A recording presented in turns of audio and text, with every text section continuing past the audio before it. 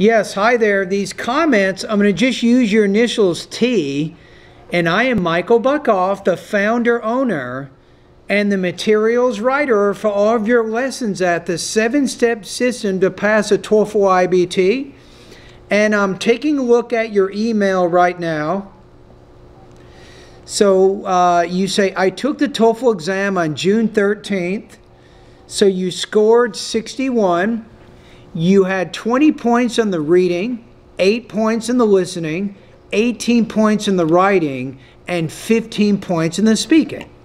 You say, I got many problems about how to do well in the exam, especially listening, speaking, and other parts as well. So I really want to join your TOEFL course, but I have some questions below.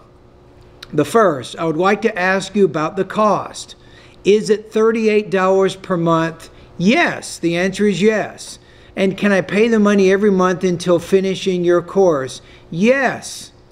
Your next question is, after paying money, will I receive the username and password by my email?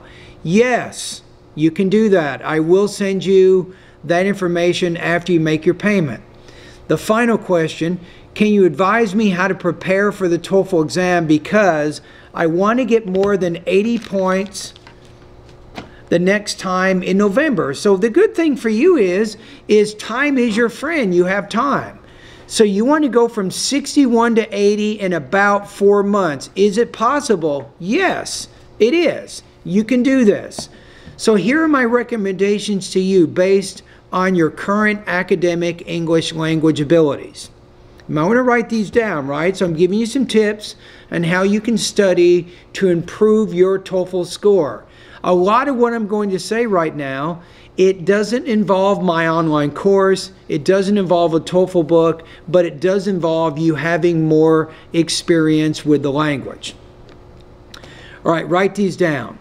Your reading is already pretty good, but I want you to continue reading each day for about 15 to 20 minutes. You can focus on newspapers, magazines, and longer books.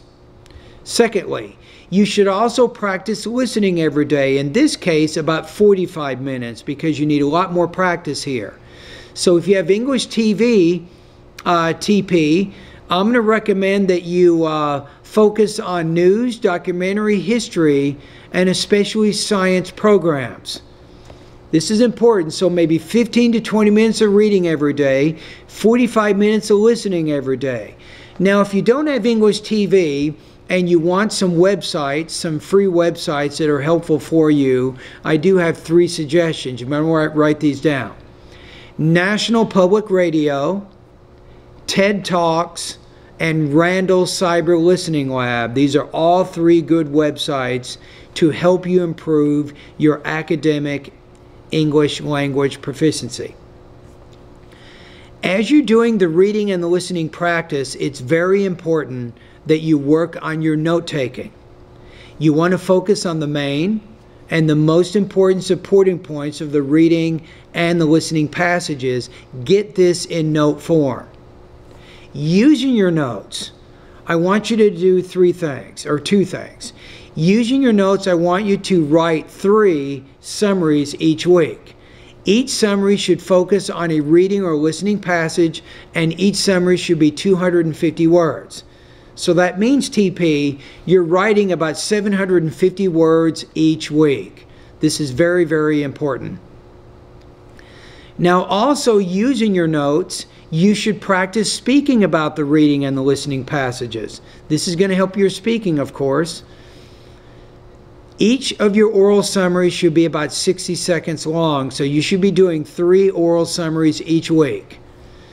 Now, I recommend that you record your voice as you do these summaries so you can listen to it later on. It's important. You need to get more comfortable recording your voice online. Recording your voice and then listening to it, even critiquing your delivery, language use, and topic development. This is important. Remember, as you do the note-taking, your note-taking will not be complete, even accurate in the beginning. It'll take you some time, but you'll get better with practice. So what are we doing so far?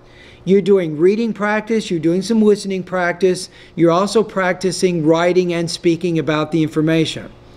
Now, my last suggestion is to start going through the lessons in my online TOEFL course.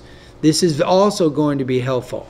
So I recommend that you use my 90-day TOEFL study guide that's going to give you 3 months of practice, and it will help you solve problems relating to vocabulary, pronunciation, grammar, listening, reading, writing, and speaking areas. And that's it. So 60% of your time should be spent doing the reading, listening, writing, and speaking. Then 40% of your time right now should be spent going through the lessons in my 90-day TOEFL study guide. So I think a combination of doing the suggestions I said in the beginning of this video and then following the lessons in my 90-day TOEFL study guide, this should help you get on the road to reaching your goal of getting 80. Now, most likely you need a score of 80 for graduate study, am I right? That means that you want to get a master's degree maybe here in the United States in a particular field. And remember that my online TOEFL course will help prepare you for that study. So it's not just getting a high TOEFL score, but it's also preparing you for the rigors of the graduate program in which you wish to enroll.